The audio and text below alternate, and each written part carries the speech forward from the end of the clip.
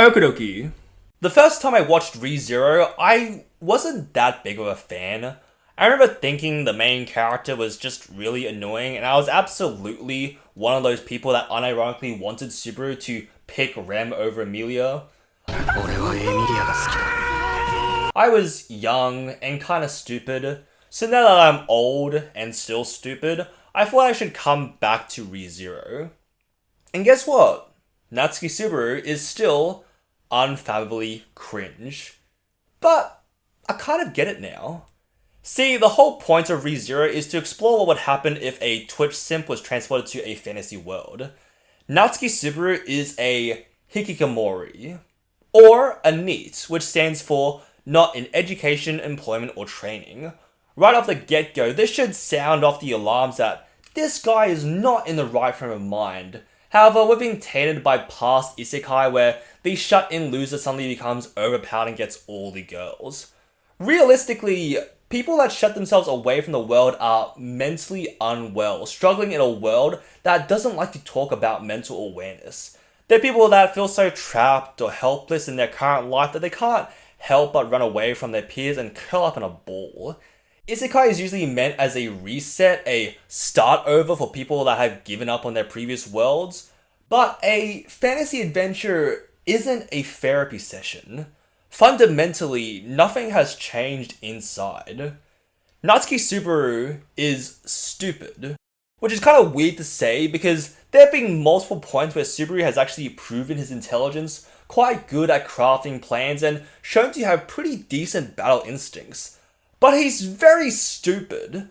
There's many times when he's very sloppy in the way he uses return by death, like how he continues to go down the same dark alley that he knows he'll be attacked in, and he's not amazing at gathering information, like when he meets the Witch of Greed and Gluttony in Season 2, and fails to ask the only two people that might know how to restore Rem after her existence was erased by the Archbishop of Gluttony. I think Natsuki Subaru is a clear example of the idea that just because someone is knowledgeable in one field doesn't mean they'll be knowledgeable in others. It's a major factor why anti-vax is so prevalent because a few doctors are going around telling us vaccines are bad. Unfortunately, just because you're a neurosurgeon doesn't mean you're also an expert in colonoscopy. Subaru may come out at the end of the day with a brilliant plan to take advantage of his past lives, but he's a big old dum-dum that usually doesn't think before he acts.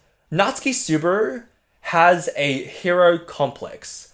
He's one of those protagonists that are somewhat aware of their isekai status, having read similar stories in their previous world, so he believes that he's going to be a knight in shiny armor that will save the princess in the castle. So he meets Emilia, a girl that saves him from being beaten up and mugged, and after watching her have her guts strewn across the floor by Elsa the Bow Hunter, he decides that he won't let it go, and that she'll be the girl he'll rescue. So he forces himself into Emilia's life, wanting to stay by her side so he can keep her safe. At first, she appreciates it. After all, this is the guy that saves her from the Bow Hunter, but he pushes himself onto her more and more, breaking promises, interrupting important events, embarrassing her in front of everyone, and getting himself hurt in his attempts at being a hero. It's honestly very degrading to watch, Subaru shoving his own unrealistic ideal over what Emilia actually wants. Natsuki Subaru is sexist. When you think about it, it's frighteningly prevalent in Season 1, especially during the Capital City arc. He's so in his own head that Emilia is a damsel in distress and that he's the only one that can help her, that he shuns everyone that won't let him have his way. He's so pathetic during these moments that the other characters take pity on him and even offer helpful advice, but he's so stuck in his own delusions that he tunes everyone out.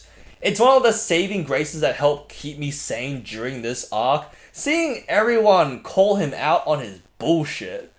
Julius, Petrugius, Krush, Priscilla, Anastasia, even Emilia rightfully point out the troubling aspects of his behavior, and it's because of this, along with the supportive words of Rem, that help him finally gain that needed character development.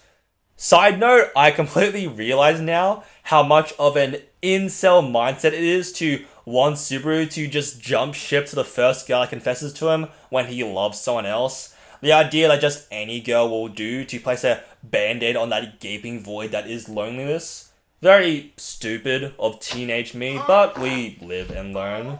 There's this constant motif used in ReZero, the usage of the 7 deadly sins. We have the witches like Satella, the jealous witch, and Echidna, the witch of greed.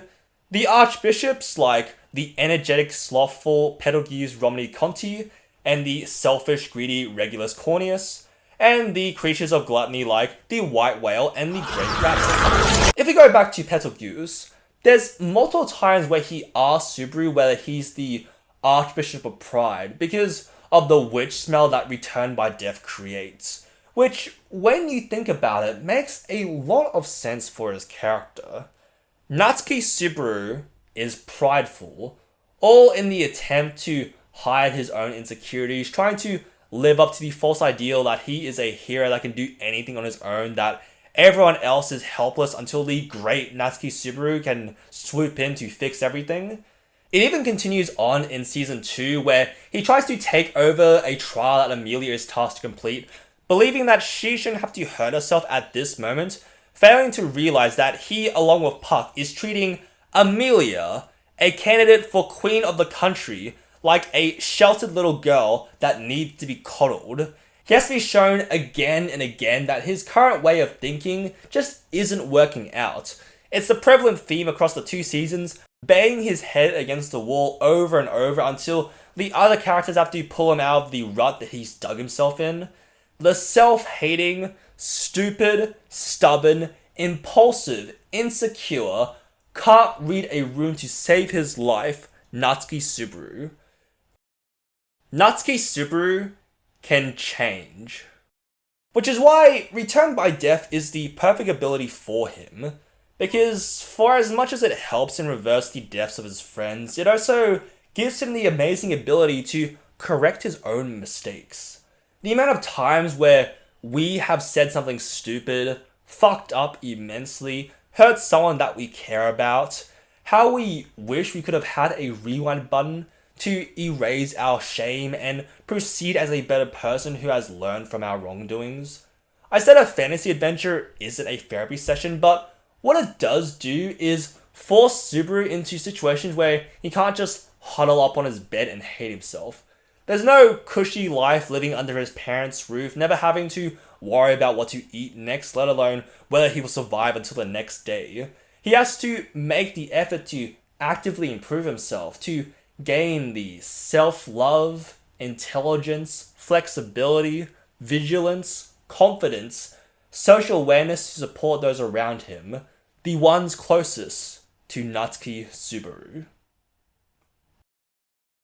Thanks for watching. If you'd like me to die over and over again to the Great Rabbit, let me know in the comments below and tell me your thoughts while you're down there. Like and subscribe for more content. Let me know if there's something you'd like me to cover. I like to talk about anything that interests me. That's all I want to say. I hope you all have a good day.